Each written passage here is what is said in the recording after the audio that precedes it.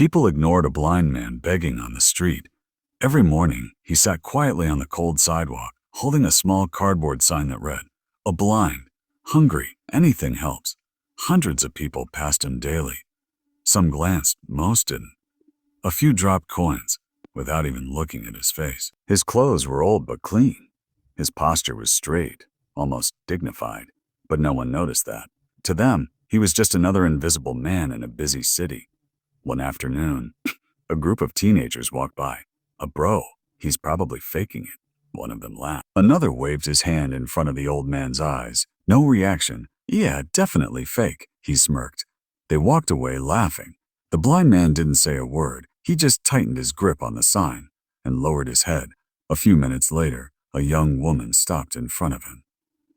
She didn't drop money immediately. Instead, she asked softly, "Sir, have you eaten today?" The man hesitated, then nodded slightly. "Yes, a little," but his voice was weak. The woman sat down beside him. That alone made a few people slow down and stare. "Can I get you something warm?" she asked. He smiled faintly. "That would be very kind." She left and returned with a sandwich and coffee. As she handed it to him, she noticed something unusual. His hands.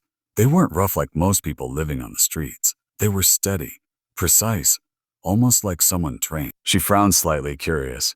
"Were you always here?" she asked gently. The man took a slow sip of coffee. "No," he said. There was a pause. "I wasn't." The woman didn't push, but something about him felt different. Over the next few days, she came back.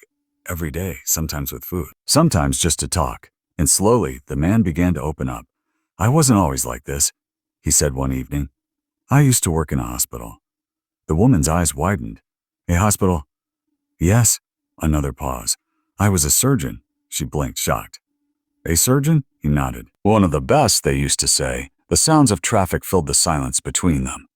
"I saved lives every day," he continued quietly. "The people trusted me with everything they had." His voice trembled slightly. "And then, one day, everything changed." The woman leaned closer. "What happened?" "Well, there was a fire," he said. "In the children's ward." Her breath caught. "I was off duty, but I ran inside." He swallowed hard. "There was a little boy trapped. He couldn't see through the smoke. He was screaming." The woman's eyes filled with tears. "I found him," the old man continued. "But the fire, it spread too fast." He paused. "I had to make a choice." "A what choice?" she whispered. "I covered him with my body and let him out." His hands trembled slightly. "But by the time we got out, oh my God, the boy survived," he said softly. "That's all that mattered." "But what about you?" she asked. He smiled faintly. Doctors tried surgeries, treatments. Nothing worked. And slowly everything else faded too. In my job, my home, my life, the street felt quieter now, as if the world itself was listening. "But the boy," the woman said, "does he know?" The old man nodded slowly. "He wanted to give something back." The woman frowned. "What do you mean?" The man reached into his pocket and pulled out a small folded paper.